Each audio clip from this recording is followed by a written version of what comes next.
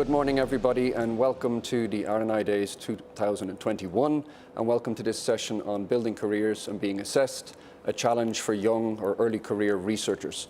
We're here in Brussels and also online with all of you to get feedback from our stakeholders, from citizens, to help us shape the new European Research Area, the ERA. My name is Gareth O'Neill. I am a consultant on open science at Technopolis Group, and I'm also a researcher in linguistics at Leiden University.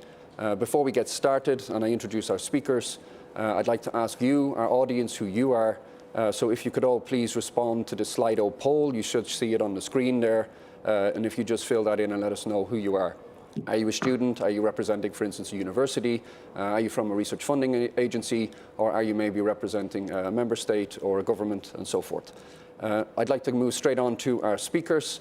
I'd like to introduce our first speaker, Julia Malaguarnera. Welcome, Julia. Julia is the president of the European Council of Doctoral Candidates and Junior Researchers, Eurodoc for short, and she's also a researcher herself in neuropharmacology, working on microfluidic technologies. So welcome, Julia. I'd like to go on to our next speaker, that is Ludovic Thilly. Ludovic is an executive board chair of the Coimbra Group, and he is also himself a researcher, a full professor of physics at the University of Poitiers. Welcome, Ludovic. Then we have Mark Schills, who is President of Science Europe and also Chief Executive Officer of the Luxembourg National Research Fund. Welcome, Mark, good to see you. And finally, we have Muriel Attanay, who is Secretary General of the European Association of Research and Technology Organizations, or EARTO for short. So welcome, Muriel, and welcome, everybody. The main theme of this session is research assessment, research careers. And what we see is that there is a broad recognition that the way researchers and research itself is assessed needs to be reformed. The focus of the system right now very much is on how much and where researchers publish their research articles, rather than focusing on and rewarding even the intrinsic qualities and the impact of the work that they do, and also of the variety, the diversity of the tasks that researchers do. So they do quite a lot of different activities, but the focus right now seems to be on the research publications, and that's something that we would like to see changed, and we'll hear from our speakers maybe on how we can get there. Now, the European Research Area, the ERA, should be a place where researchers can have a rewarding career, let's say a diverse career, so do different activities, work on different topics, and also then move between countries and move between different sectors. So not just focused in academia, but also move within academia to different positions, and also move across sectors into industry, into the public sector, and maybe even be mobile within that, bouncing between them. Now, early career researchers, in a way, face an impossible dilemma. So on the one hand, they can embrace this career diversification, try to diversify the tasks and the career paths that they have, and they can open themselves up to these open science practices that we've seen coming over the last few years. And this itself then creates more opportunities for them for positions, non-academic positions, both in and outside academia. The problem is that they can also focus, and to a large extent do focus, on publishing research articles, both in terms of quantity and then, of course, in perceived quality in prestigious journals.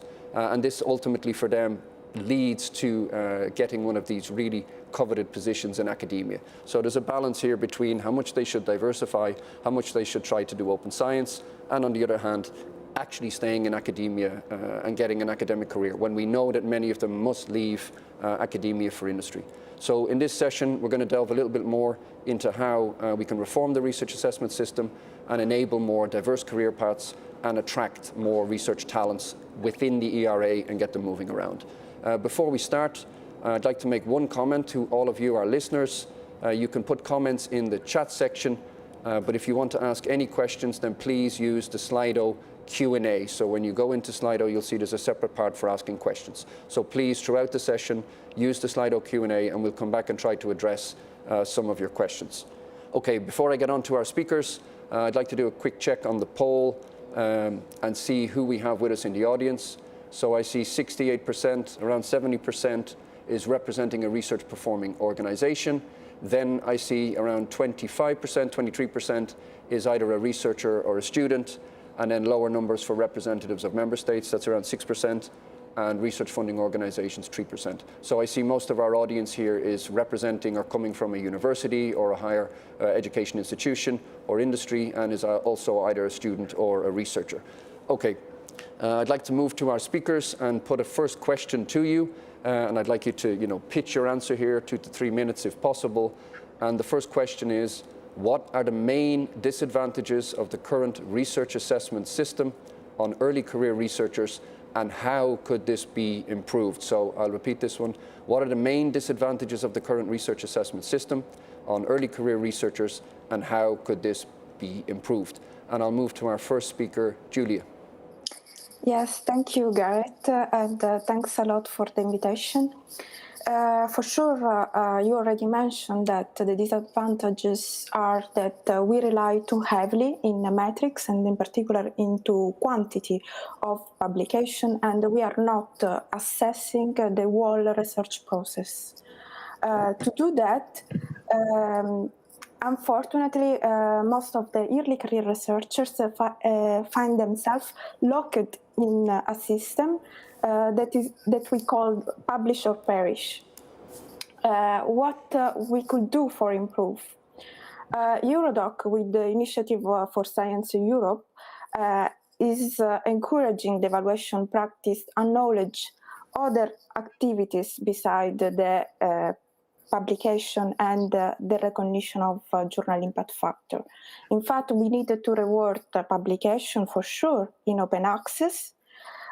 We need also to practice open science and follow the principle of DORA or Leiden Manifesto. We need to reward the peer review. We need to reward the open data, the codes, the software, and all the practice that are open as possible and closed as necessary. But we need also to recognize non-academic experience, like working in collaboration with industry, or working inside industry, or moving between sectors to allow the permeability of the mobility. And we need to acknowledge the impact to the society, to the policymaker, and communicate and mentoring and involving the citizen in our research. Thank you. Thank you, Julia. And I'd like to move on and ask the same question to Ludovic. Well, first, I should say that before starting my statement, I actually fully support what Julia just mentioned. So in a way, I will maybe partly repeat, but that's always good to show that we are all on the same line.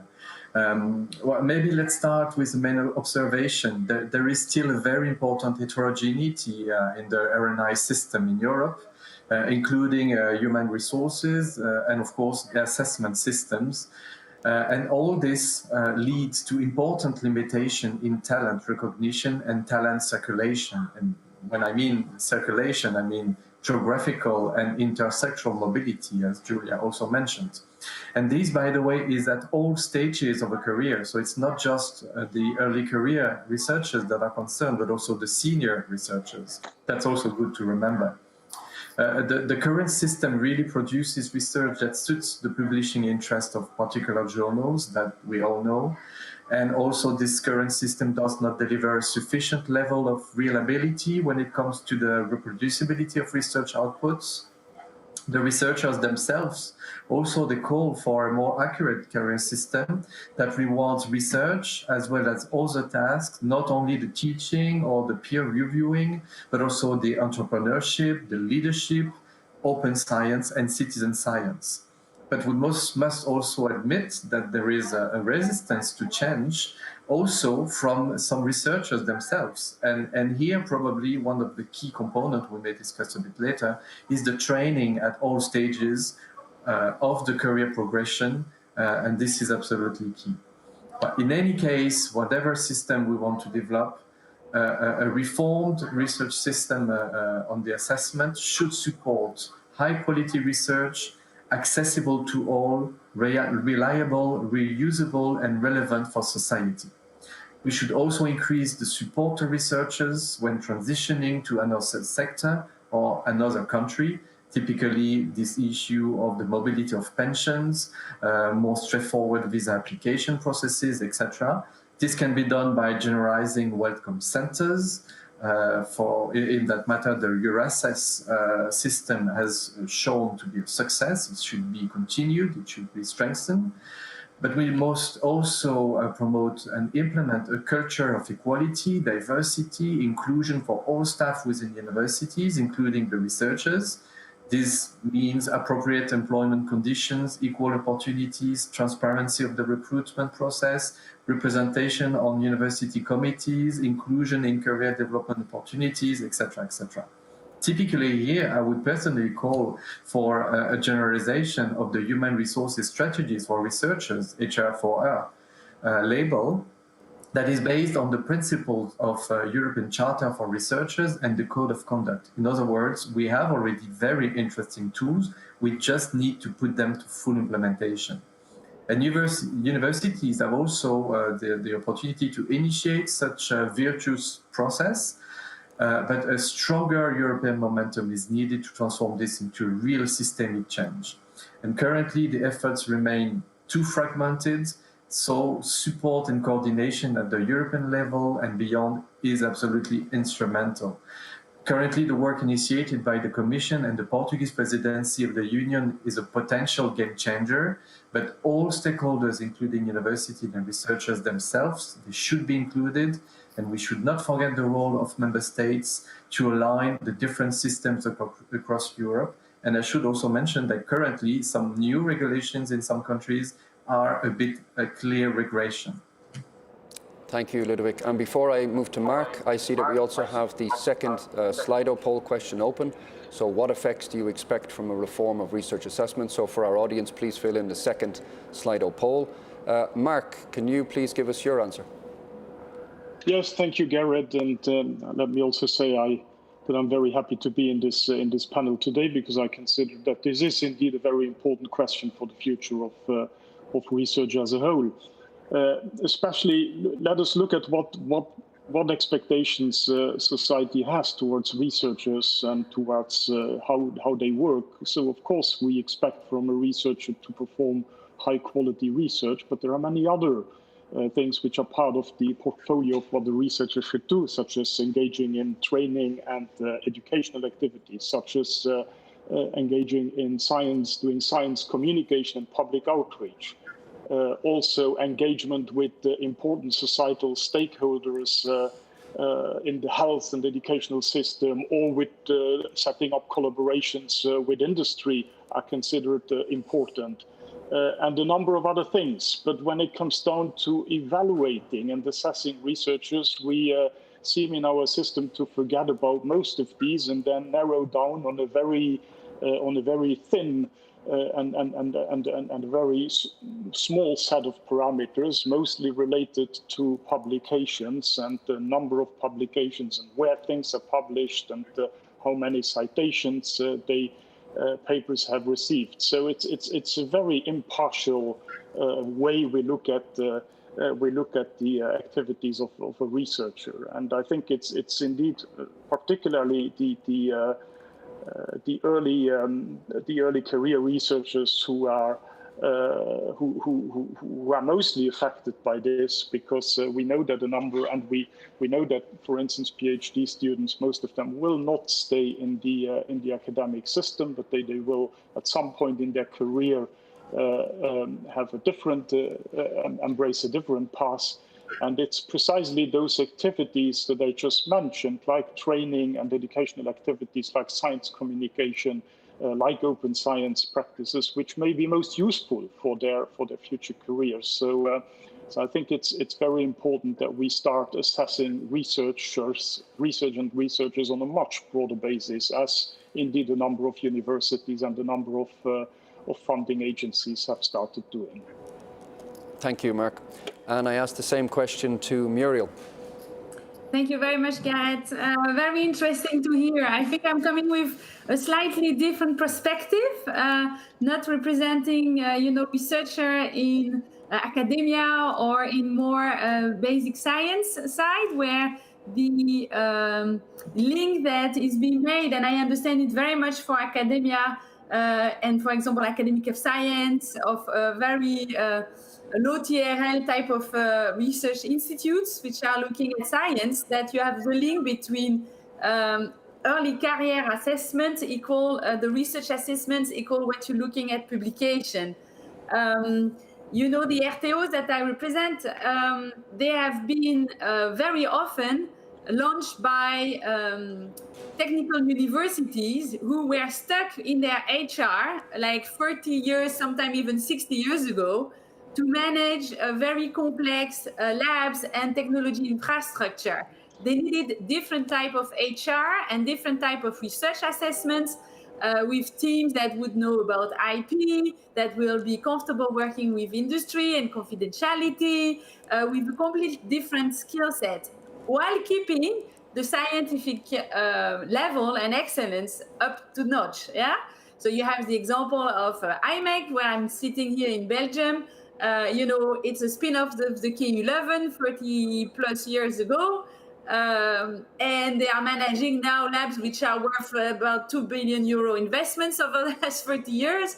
And they have 2,000 researchers, and they have 18 nationality, I believe, thousands of PhDs. They're working with 250 universities. So I think where we enter is if you want to discuss intersectoral mobility of researcher in academia and maybe in some of the more basic science institutes, you will need to look at who are the intermediaries, and the intermediaries to, you know, have the link to the industries will very often be the RTOs. So the RTOs, we don't give diplomas. We are hosting the PhD students. We are sometimes placing them on projects which are working with the industry. If they work with us on industrial project, often they will get more chances to be hired by the industry later who has worked with them on that project. So basically, sometimes we're looking at academia, you know, in one area, research assessment publication. And I think when we're going to look at intersectoral mobility, we have to look at the intermediaries. And often we're pushing academia to say, oh, connect to the industry, while other people do their job already. And rather than to connect to an ecosystem where there you will have exchange of RTOs are hosting part-time professor, for example. They exchange staff with the technical universities. They are sharing sometimes technical teams, etc. So I think it's not only the research assessments that will be key, but it's understanding the ecosystem around the academia. And in some countries, you know very well that you have very strong technical universities which are very linked to their RTOs, but this is not a system that functions across all Europe. There is not RTOs in some of the catching up, lagging behind in terms of innovation countries. And maybe this is also the type of intermediaries that some of the member states need to pop up if they want to have better intersectoral mobility. And so the research assessment and the early career of researchers, they need to have future hiring, and the hirers are RTOs partly, not only in the industry. We have more than 150,000 researchers all over just in RTOs in Europe. So it's a discussion with not trying to apply research assessments and the discussion you have in academia and in this more scientific world to who are doing, you know, research development and the innovation part. And I think here we have very good ways of, very good examples that could be used and promoted. So I guess you're saying that the research technology organizations have some very good practices that we can learn from for the universities, the funders, the researchers. But even universities, they have very good universities which are working with RTOs on a very regular basis, where they also share labs, they also invest together. And those guys are discussing, for example, I have an example, quantum. My member VTT in Finland is going to manage the future quantum new investments for new PCs and things like this in Finland. They will need staff, so they are already in discussion with the technical university next door to set up, you know, a master program that will lead to PhD students, that will lead to staff that the RTO can hire, because on quantum, we don't really have the training yet and the academia skills that will go for the RTO to be able to hire. I'm sure that when those guys have worked and do their PhD on quantum in VTT, but given by the TU next door, they may be attracted by, the industry may attract them as well. So you have a continuum. And I think now the research assessment discussion is very much on what happened in university and academia. It's okay, it's needed. But if you want to go the step further, you need to look at how the system function. And I think now we're a bit lost with just about the publication story. Yeah, thank you. Before I go to the next question, I'd just like to see the Slido poll results for that last question. So what effects do you expect from a reform of research assessment? And I see there's quite a mixed response there. 44% say they're in favor of a broader range of research activities and skills are rewarded in evaluations and recruitment. 35% opt for research assessment focuses more on creativity, quality and impact than on publication metrics.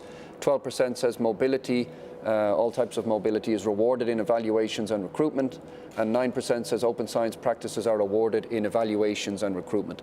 So I see strong echoing from the audience in terms of a much broader range of activities to be rewarded, as Mark noted, and also that this research assessment focuses more on the creativity and the quality and impact side of the research than on the publication metrics, as I think all speakers noted.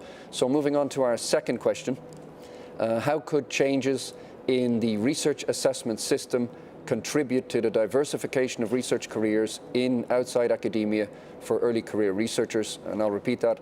So how could changes in the research assessment system contribute to the diversification of research careers in or outside academia for early career researchers? And I'd like to come back to Julia. Thank you, Garrett.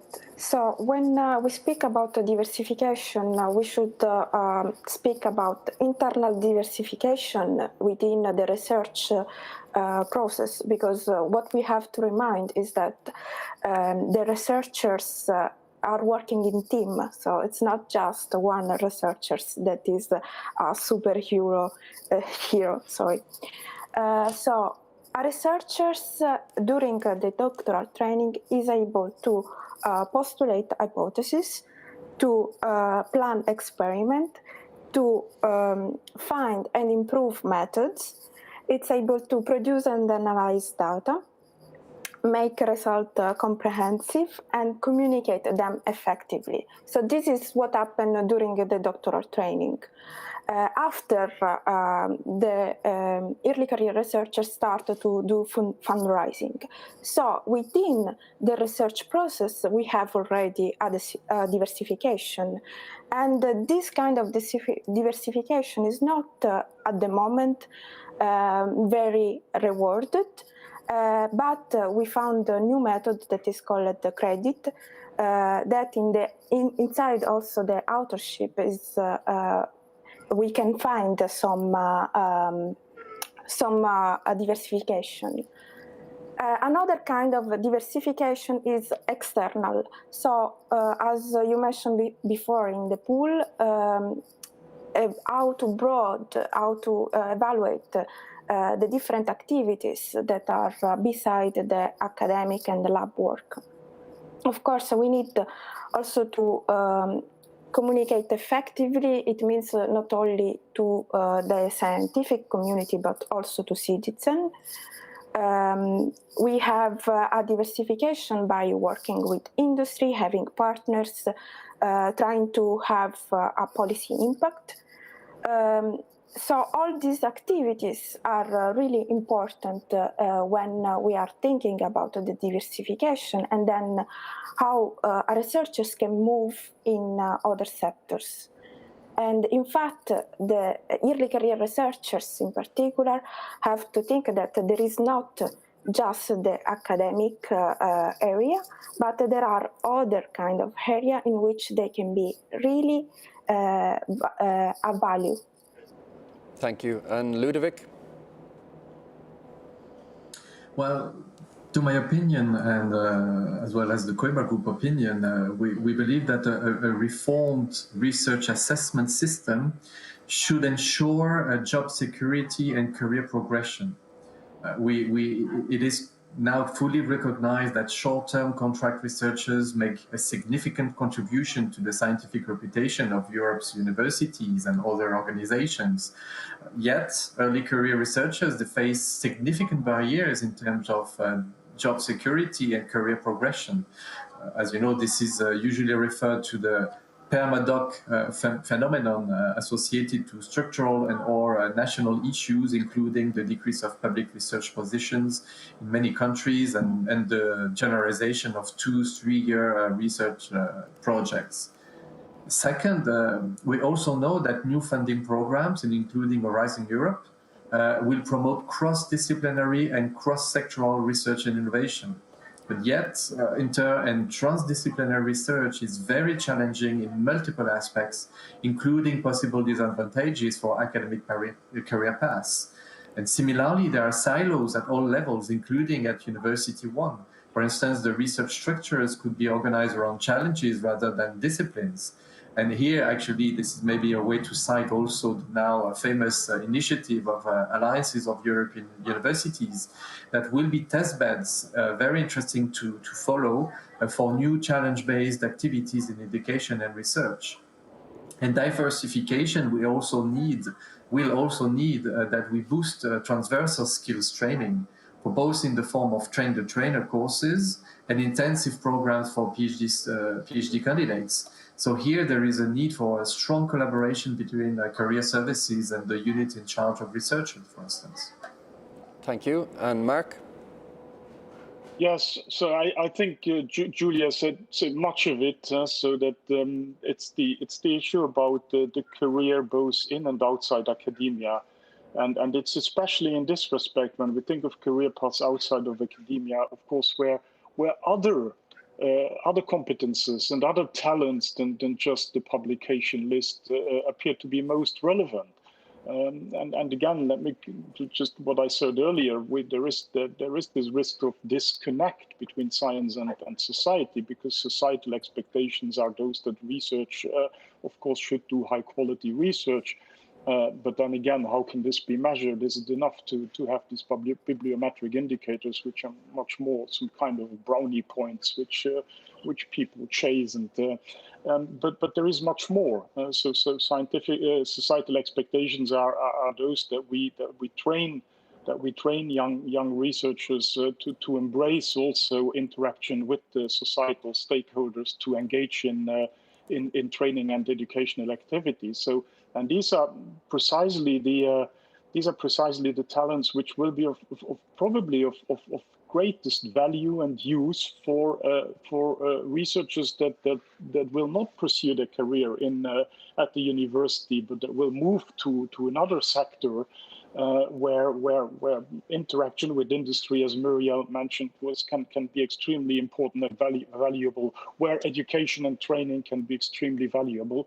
So I think there is a mismatch here between what we evaluate and what are the expectations from society and what are possible future career perspective for researchers. And I think as funders, we've started taking actions. We have a number of examples where funders now limit what you can put on a publication list. We have a number of funders who actually explicitly do not want to see citation numbers and things like that. And some funders have actually moved now to requesting a narrative CV, where researchers actually are given the opportunity to provide it, given the opportunity to describe more fully and in a much more broader sense what the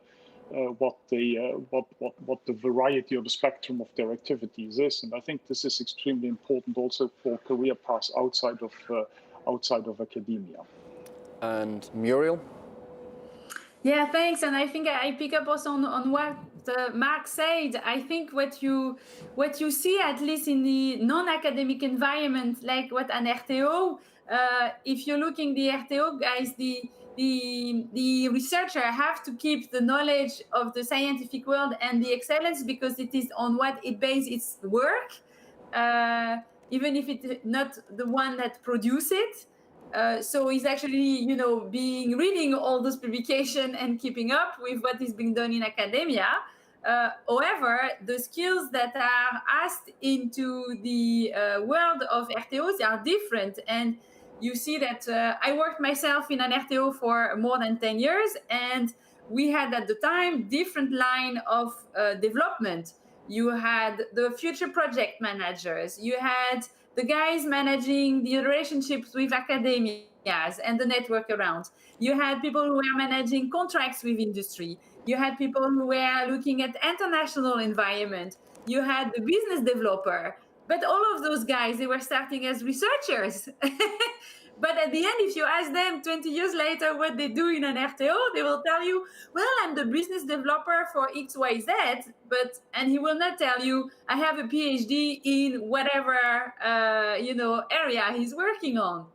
And if you're looking at the HR policies in RTO, we are discussing now a T-shape profile, that people have to be much more malleable, that they will have to work in ecosystems which are more complex, with demand of the industry which are even more complex. The problems they have to solve with the industry, they will require them to be able to work with different type of topics that they are not expert on. So discussing the different silos, even within big organizations, we have RTOs which have thousands of researchers. So maybe a guy who's working on defense, one time we'll have to discuss with the guy on mobility and with the guys doing airplanes when they're discussing the future development of a drone, for example.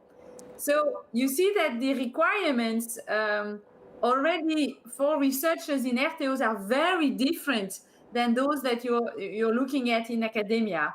And I think if you're looking at intersectoral mobility, you will have to understand that. I remember I never heard anyone having an ERC grant telling me, I had to choose, and put in front of the ERC grant one guy, not a team, it's one guy.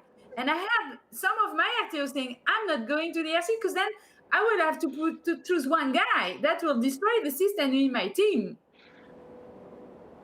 This type of discussion, I don't hear that in the academia or more scientific world.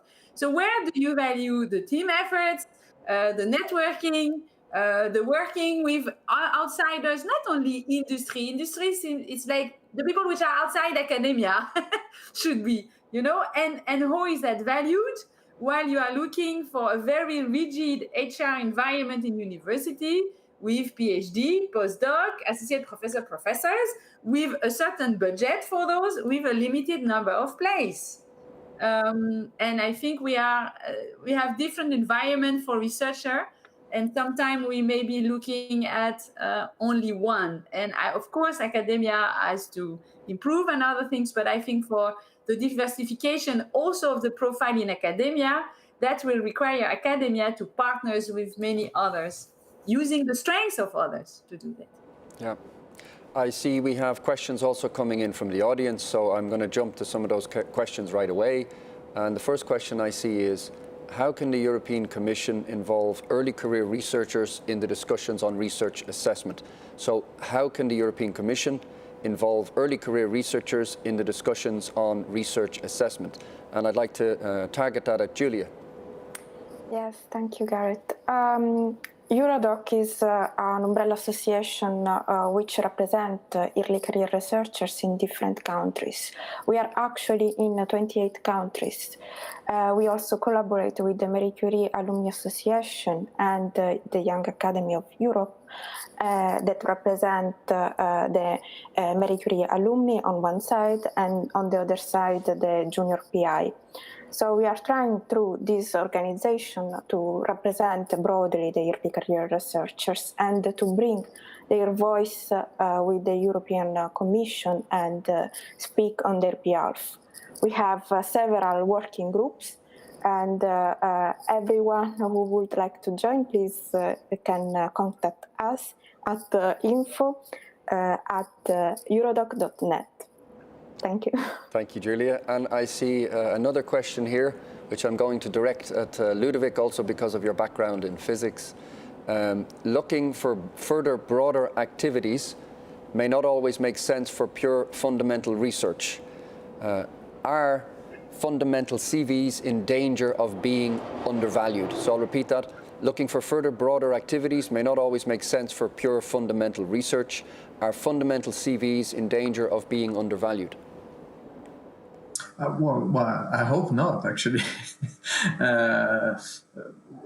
The way to respond to this is actually, there are many things that we keep repeating. That, for instance, if we just look at this very, as I was saying before, this challenge of inter and transdisciplinary research, it can be successful only if disciplines are very strong. And for that, of course, basic science is absolutely to be continuously supported. And we have actually seen recently with the pandemic that actually this is really a basic science. And then the connection with the industrial sector and other types of researchers that really was instrumental in the capacity to find rapid solutions, the vaccines, and so on. So this is a typical example that actually the fundamental research and the CVs that go with it are absolutely needed. But we know that now the society has changed, and people, policymakers, and the whole system, they need to understand why this is necessary. It's not taken for granted, and therefore even the PhD students or the early career researchers, they need to have some skills to explain what they're doing. The typical example is a 3-minute thesis. It is fabulous to see how young researchers can be so easy in explaining very complex, very fundamental topics, and the public very much like it. So no, I think this is not a problem. We just need to make all these skills available to all. Okay. And Mark, I see a question here, and I'm thinking specifically about Coalition S, how this is a broad coalition, and some of the initiatives you're putting forward with Plan S. So a question for you. Don't you think research assessment should be reformed in Europe, but also in coordination with stakeholders at a global level? And I'll repeat that. So don't you think research assessment should be reformed in Europe, but also in coordination with stakeholders at a global level, so outside Europe? Yes, of course, but sometimes Europe has to take the lead, as we did in open science, and others will follow. But let me also say that this question about research assessment and what we value in research isn't just focused on Europe. There are many other parts in the world, the funders in particular, but universities and research organizations as well, are actually faced with the same with this or similar situation, so I don't think, I think it's very much a global issue, and we had a lot of discussions about this also not just in the context of Science Europe, but also in the context of the Global Research Council recently, about how the reward and responsible research assessment system should be reformed. So.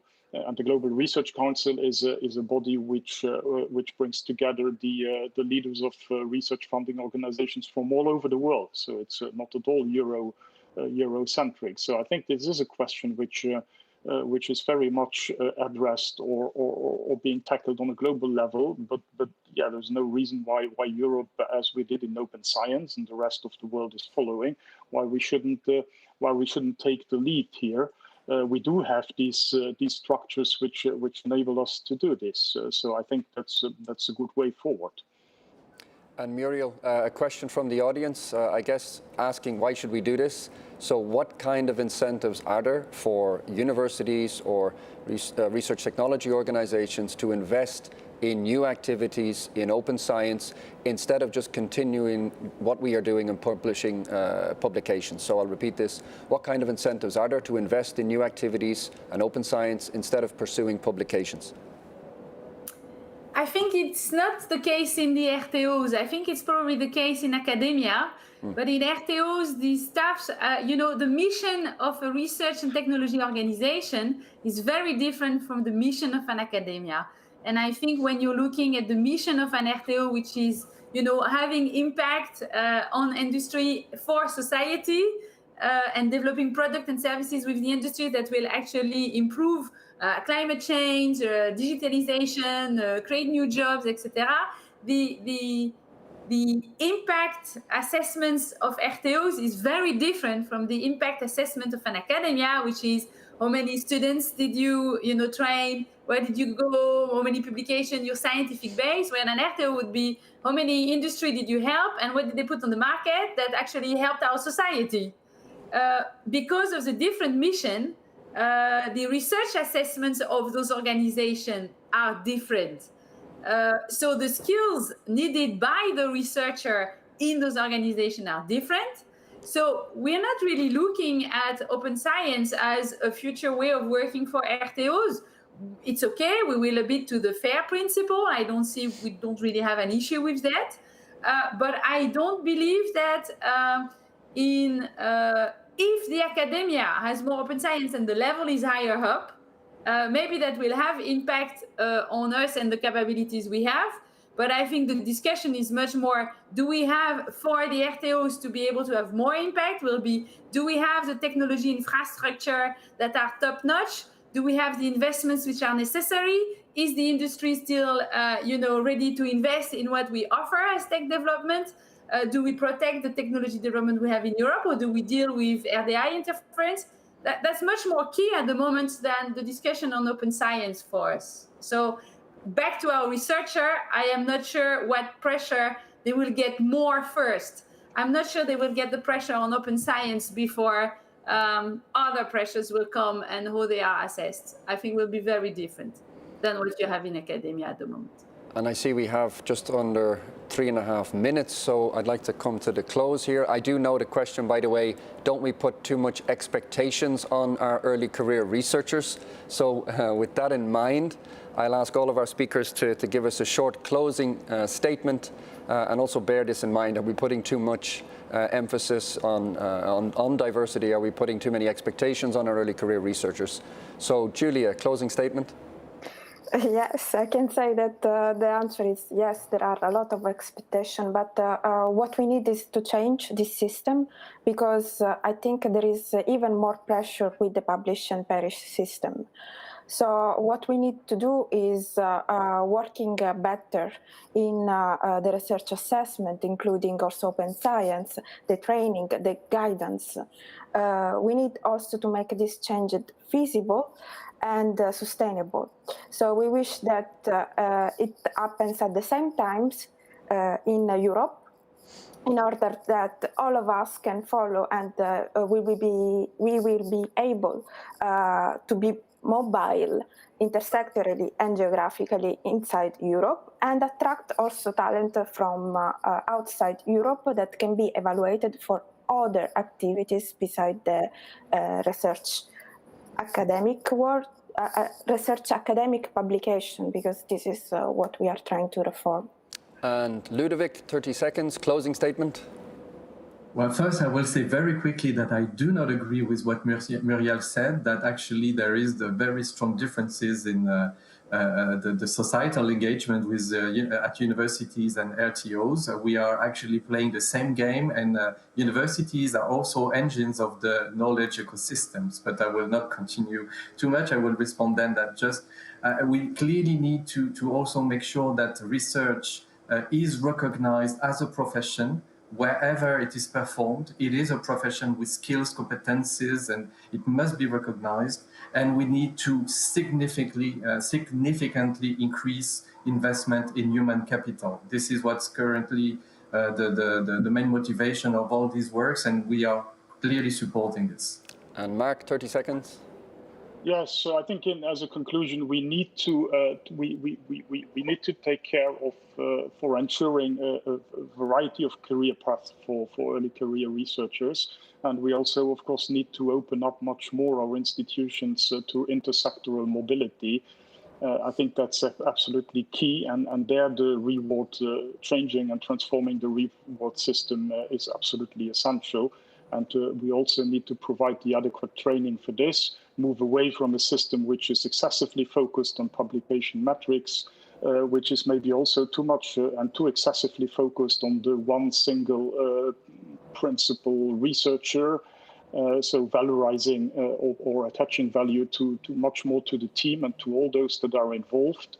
And I would even say, and this may be a little bit provocative, but at the institutional level, we should make sure that this isn't perpetuated. And for instance, we should stop this this ridiculous contest about university rankings, because that's just if you look under the hood of what a university ranking is, it's just the same old thing. To Muriel before we close off. Yes. Muriel, a final sentence. Yeah, I think I will applaud what Mark just said. I think we have ecosystem, and I think that's where Coimbra colleague were but we also do things with university. Of course you do. However, you have different missions, which means that you hire your researcher in a different way than we do, and we collaborate. And if university don't do their job properly, the RTOs don't have the skilled staff to hire. Okay, so it's an ecosystem function which is different with different missions. And I think there, when you're discussing of intersectorability of researchers, there the university have to look at different partners and probably promote the partnerships they already have with RTOs, because those already exist, and kind of promote even more intersectoral mobility, because I think some of the skills that the researchers are being asked to have today, they will earn them while working in RTOs. Yeah. And I think that sometimes is undervalued, of course, in the system you have in academia to look at the ranking and the publication. So I think we connect the dots, and I think that's where sometimes things are missing, and trying to look at research assessment the same way in academia and in other organizations like RTOs will fail. Academia has a very specific environment which needs to be And tackled. I will wrap it up there. Muriel, I see we have to close off, so I will thank all of you for your contributions. Excellent, and I would also thank all of our audience for their questions, and I wish you all a very nice remaining RNI Days 2021. So goodbye to all of you. Thank you.